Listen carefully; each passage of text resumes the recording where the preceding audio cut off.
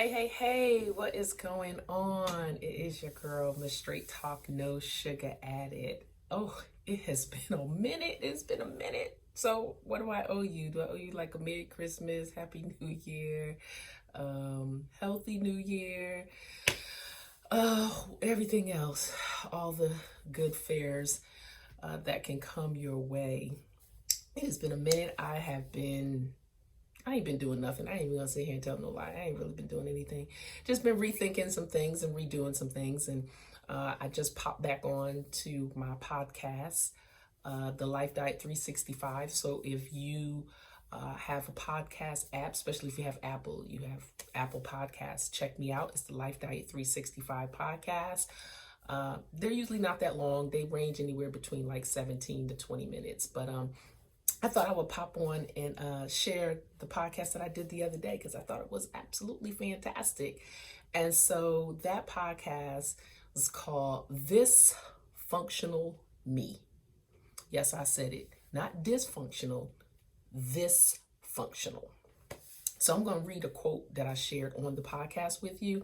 And from time to time, I'm going to be taking a look at my notes because I ain't going to try to pretend that I know all this by heart, even though I wrote it. So, again, my name is Suzanne Stroud. I am Miss Straight Talk, No Sugar Added. You can find me on Instagram. You can find me on Facebook. I don't do a whole lot of chatting. I think people are just totally distracted by so many other things. And I just figured that when I do pop on and say something, that people know that it's important because I ain't out there trying to jam up your social media waves. So here we go. So the quote is, "You are responsible for your life." I'm sure you've heard that thousands of times. You are responsible for your life. You can't keep blaming somebody else for your own dysfunction. Life is about moving on. And that quote came from Oprah Winfrey, your girl, Oprah Winfrey. And so I felt that was a great quote to quote because anytime something doesn't go right in our lives and we continue to spiral down, instead of us taking responsibility for the decisions that we made in that situation, we want to say it's because of so and so. It's because my father wasn't in the home. It's because I had a single mother. It's because we were poor. It's because, the white man is holding me down. It's because of this. Like, it's always some kind of reason. And granted, I'm not denying that there are factors that there are contributing factors.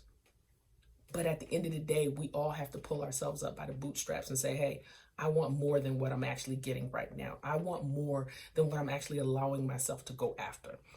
So how many times have we heard somebody talk about having a dysfunctional family? I mean, I haven't said I've had a dysfunctional family, but I've actually looked at somebody else and said that they have a dysfunctional family.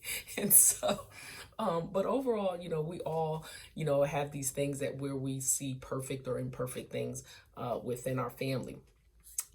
But what does it mean to be a product of dysfunction? And I gave Webster's definition of not functioning properly, marked by impaired or abnormal functioning, or characterized by abnormal or unhealthy interpersonal behavior or interaction. My definition of dysfunction, in addition to Webster's, is comparing what you may deem as abnormal in your family or life by comparing it to what you deem to be normal in the life or family of another. So really, it's a comparison.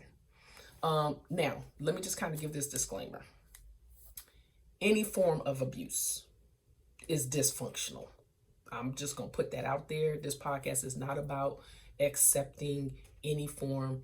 I say podcast, this video is not about accepting any form of dysfunction, like grown men, touching little kids, adults touching little kids, people abusing one another, physically abusing, mentally, emotionally. Like, none of that stuff is acceptable. And if you or someone are caught up in something like that, then you definitely need to seek help. But that is not what this conversation is about. This conversation is about selfishness, us. It's about the decisions we decide to make. And so I just want to put that disclaimer out there that that's not what this is about. So now to understand dysfunction, now that we understand dysfunction, what exactly am I talking about when I say this functional? THIS. Dysfunctional is the functionality excuse or blame factor used to continue in one's own dysfunctional world. I got a few examples for you. And I'm gonna make this video quick because I'm already at 5 minutes. This is how I am. You know who you are. You say that, it don't matter because this is just how I am. They'll accept me or they won't accept me. Okay, put a pin right there. This is the way I was raised. I've used that one before. Okay, put a pin right there too. This is the way it's going to be. This is how it's done. I mean, if you don't like it, then you could bounce. Poof, be gone with you. Talk to the hand. We won't even do that anymore. We'll tell people talk to the hand. This is what I enjoy doing. People who have habits, addictions, they're like, this is what I enjoy doing. This is just who I am. This is like, okay, put a pin right there. And this is all I know. And I know some of this sounds familiar, and I'm quite sure you may have some other thises in your life as well. But growth and change inevitably go hand in hand. Like, if you're gonna grow, you're gonna change. And if you're gonna change, you're gonna grow. But if you stay in this function, you're pretty much staying stagnant and saying, I don't have to change and I don't have to grow because everyone in my life and everyone in society has to adapt to who I am. While in many cases that is true, but it has to be a situation that helps you to grow. Say you're motivated and you're a go-getter and you work hard and you say, well, this is how I am. This is what I need to do to get to the next level. Well, that's a great this. But if the this that you're holding on to is affecting relationships, it's affecting your career, your job, your children, it's affecting things in a negative way, then it's not a good this. And so when we're young, when we're growing up, we take on the beliefs and experiences of our parents, and some of those things are good and some of those things are bad. Well, not so much bad, but there is some bad, but there are some things that may not work for us. So the beliefs and experiences that our parents may have come up with, of course, they're impressing those things upon us because they want to shield and protect us. But then we have to look at these situations and say, is this good for me with where my direction in my life is going? And I'll give you an example of what I mean. Growing up, I was a 60s baby. Growing up, my mother was black everything, like everything. You couldn't do no reports on nobody white. You couldn't bring no white doll. You couldn't bring none of that. And she was very emphatic about that. And, as a child, you're like, oh, okay, but I want the doll with the long hair that I can braid, not the one that had a little afro I had to keep picking the lint out of. I wanted a different doll. But she was not having that. And I had to respect that, because I just had, and I believe at a young age, even like in my middle school years, I understood that this was her belief and this was her experience, but that wasn't really what I felt. And so while I took what she gave me and used that as nuggets to go forth in my own life, I still had to go and do my own self-discovery. And so while what my mother and my father, what they were teaching us, it was good for their purpose and their benefit, but then I have to figure out, well, how do I make this work in my life? And so then we become teenagers, and then we hook up with other folks, and then we get with people who have beliefs and experiences from their home, and then I come with mine, and then we form a new experience and a belief. And then at some point, you kind of have to take all of these marbles and all of these tools that you've gathered from, your adolescent and teen years and say, well, what kind of an adult am I going to be? That is what I'm talking about, this. What kind of adult are you as a result of the beliefs and experiences that you've come in contact with? So as we go through life, reading and learning experiences, we'll either hold on to and allow that to be our only guiding path, or we'll be open to learning some different things. So, and that's what this conversation is all about. And I'm not suggesting that everything we experience in life is not good for us. I think I've said that already. There are some good things. We have to take the good. And then the things that you realize aren't serving you, you have to put those things away. You have to just say, hey, you know what? This is not what I want to do. And so we have to be open enough to at least explore. And that is the conversation I'm wanting to have. Be open to explore different things.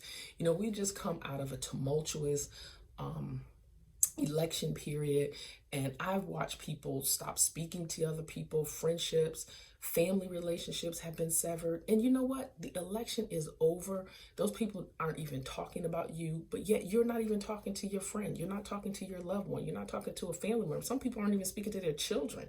Like, to me, that is just ridiculous. You have to be open to other points of views. I'm not saying you have to accept them, but you should be open. If you're only trying to be in a circle of strictly like-minded people that only think like you, talk like you, eat like you, smell like you, that's a cult. That is a cult. So you need to know that. That is a cult. So why would we choose to remain in a place mentally, physically, or emotionally that's not serving us in a positive way? So think about something like this. I'm trying to make sure, because I'm skimming through my notes. One of the examples that I gave, that I'd like to give, is when you think about sunflowers. So, here it is right here. You want to mix things up a little bit and be more diverse in your beliefs and your experiences. Another thing I always commonly hear, and I even say it to myself occasionally, this is all I know. And I've said that, I probably said that just last week about something. So I'm going to be honest with y'all. While that may be that may be factual, how this is all I know, how is this serving me in the long run? Like, how is that serving me in the long run? These are many acceptable forms of comfort excuses because it allows a person to find comfort in not doing anything about their this function. So here's what you can do to decide to dismantle your this function. I'm going to kind of fly through these so you'll come back to the video and write them down. Acknowledge that there's something about you that needs to change. I do that often. I really do. I ask myself, what do I need to change about this, that, or the other? And sometimes I'll listen to myself, and sometimes I won't. Don't change to impress. Make the change to improve. A lot of times we want to impress other people. We're going to change because we want to impress them. Well, if you're doing it for that person, you're not doing it for yourself. It won't last. It just won't last. If you know it's wrong or bad behavior, then what's necessary to change it? Another thing is, how is your this function serving you in the long run? This is how I am. This is how things are going to be. This. Well, how is it really serving you? And most people say, well, I'm fine. I'm not bothered by it. But is that really true? Only you know. Is it affecting your job, relationships, health? People who eat poorly.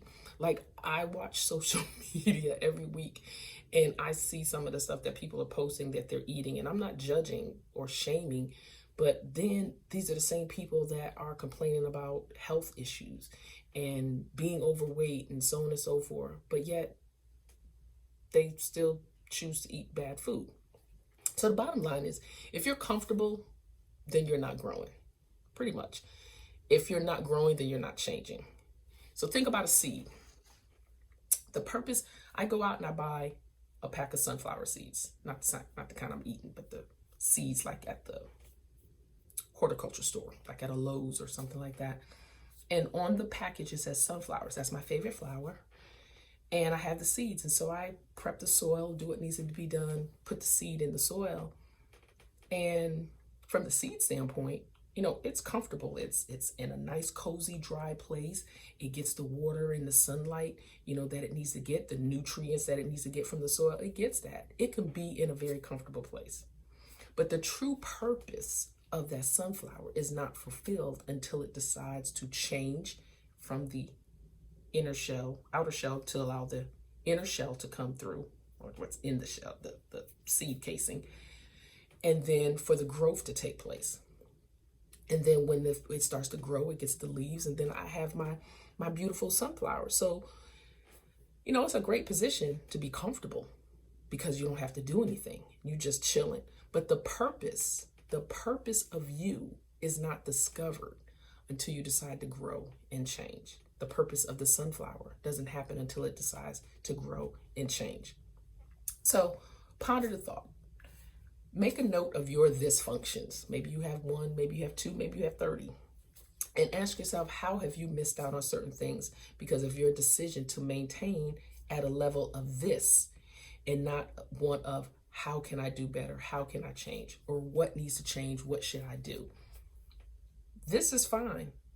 It serves a purpose to a certain degree. But in order to bloom and flow into the purpose that we've been called to flow into, we're gonna have to grow and change. So I hope that you found this dialogue helpful, and I'll take a couple of my podcasts and bring them onto video. But I really encourage you to subscribe to the podcast so you can get the notifications. They're twice a month. They're every other Thursday. I don't know why I chose Thursday, but it's Thursday. And again, it's the Life Diet 365 podcast. Check it out and share with your friends. I hope you found some value in this particular video. Again, this is Miss Straight Talk, no sugar added. So don't expect me to give you nothing where I'm stroking. I'm just going to say what needs to be said, and I'm just saying it because this is how I am. Hope you enjoy it. Please share this video, and take care. Bye-bye.